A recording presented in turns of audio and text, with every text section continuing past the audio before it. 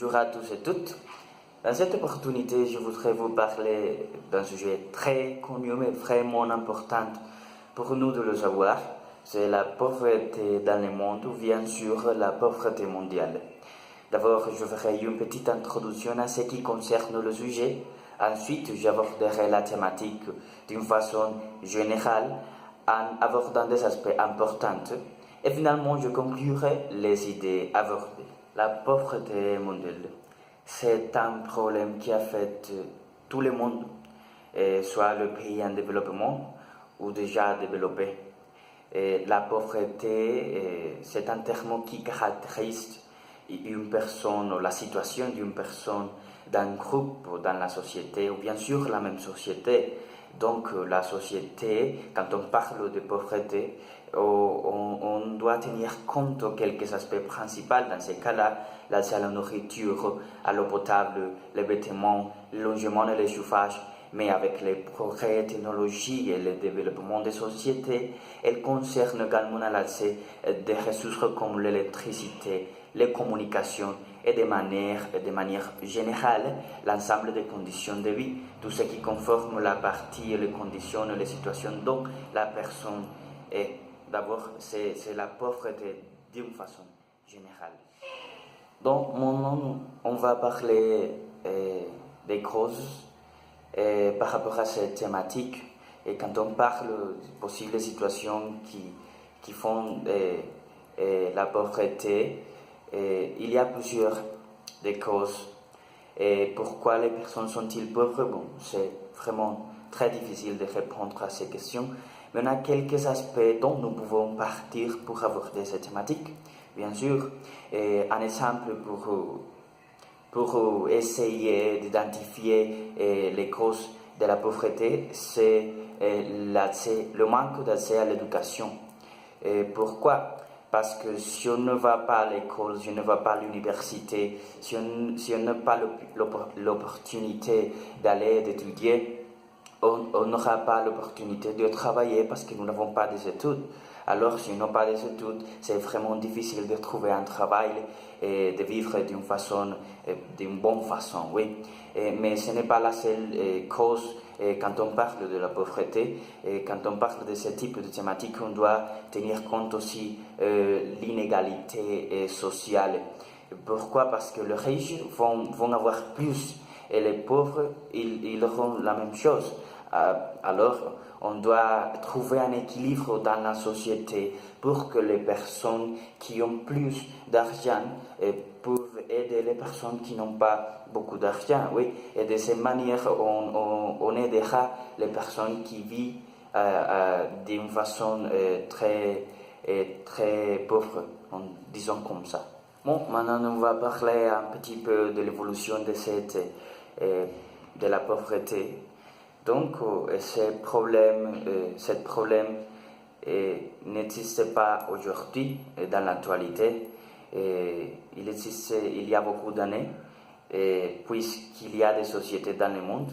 Et si on voit des civilisations anciennes, on verra que la société était divisée en deux, les riches et les pauvres. Donc, ce problème existe il y a beaucoup d'années. Mais à nos jours, c'est vraiment inquiétant parce que les chiffres sont exagérés. Et cette situation a commencé à s'améliorer dans les années 1990, mais en 1999, la plupart des pauvres étaient encore plus ou moins 20-30%. Mais il y a un chiffre en 2013. 114 millions de personnes sont sorties de l'extrême misère. Donc, on parle de la pauvreté, mais on parle aussi de l'extrême misère. Il y a beaucoup de personnes autour du monde qui n'ont pas de possibilités pour étudier et pour avoir des conditions minimum de vivre et pour avoir une bonne qualité de vie. Donc, c'est un problème vraiment importante que les gouvernements doivent aborder d'une manière, disons, rapidement pour trouver des solutions. Et l'évolution de cette thématique, de ces problèmes, va évoluer, bien sûr, parce qu'on a 2018. Donc, si on parle de 2050, la pauvreté existera et ça sera une réalité triste, mais il y aura la pauvreté pendant les années. Donc, pouvons-nous contribuer à ce problème? Oui, bien sûr, nous pouvons le faire. Nous ne vivons pas dans l'extrême misère, mais aussi nous ne sommes pas riches comme les personnes qui ont beaucoup d'argent, oui. Mais je crois qu'on doit commencer à aider ce type de personnes dans notre société, dans notre pays, parce que notre pays, la Colombie, c'est un pays qui a des problèmes dans cet aspect.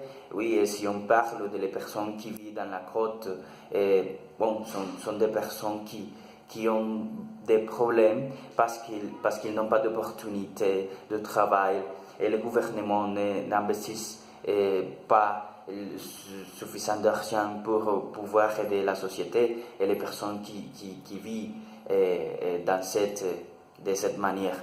Donc, je crois qu'on doit avoir de la conscience et trouver des solutions que nous pouvons le faire, bien sûr, et de cette manière, on va aider un petit la société pour avancer. Parler un petit peu des possibles causes de cette thématique, mais maintenant on va parler d'une solution.